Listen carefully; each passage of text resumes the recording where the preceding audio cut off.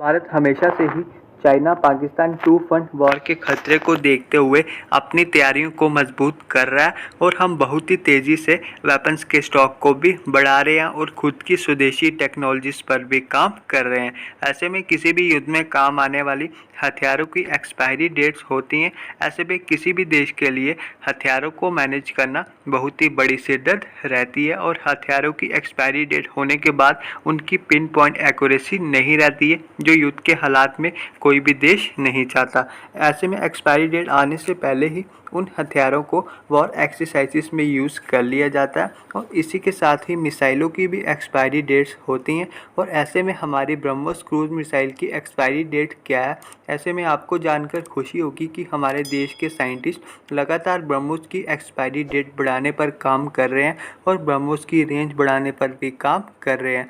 आपकी जानकारी के लिए बता दूं कि ब्रह्मोस की 2018 से पहले एक्सपायरी डेट 10 साल की थी, लेकिन उसके बाद 2018 में हमने ब्रह्मोस क्रूज मिसाइल का टेस्ट किया था, जिसके बाद हमने ब्रह्मोस क्रूज मिसाइल की एक्सपायरी डेट को 10 साल से बढ़ाकर 15 साल तक कर दिया था।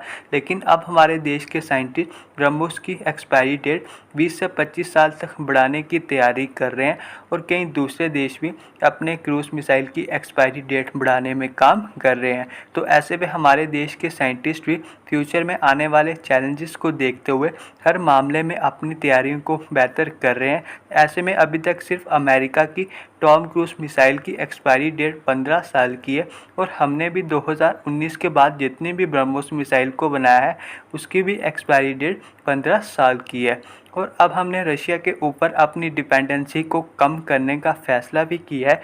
यानी हम पहले अपने देश में ब्रह्मोस मिसाइल तो बनाते ही थे, लेकिन उसके पार्ट्स रशिया से आते थे।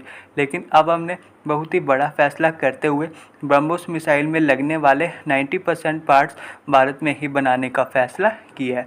और दोस्तों, मैं आपसे बहुत ही सिंपल सा क्वेश्चन पूछना चाहूँगा कि ब्रह्मोस मिसाइल का नाम ब्रह्मोस किस पर रखा गया है। बहुत ही दोस्तों सिंपल सा आंसर है इसका, नीचे कमेंट करके ज़रूर बताना। और दोस्तों, अगर आपने अभी तक भी चैनल को सब्सक्राइब नहीं किया है तो गाइस चैनल को भी ज़रूर से सब्सक्राइब करके बेल आइकन पे भी ज़रूर प्रेस कर लेना।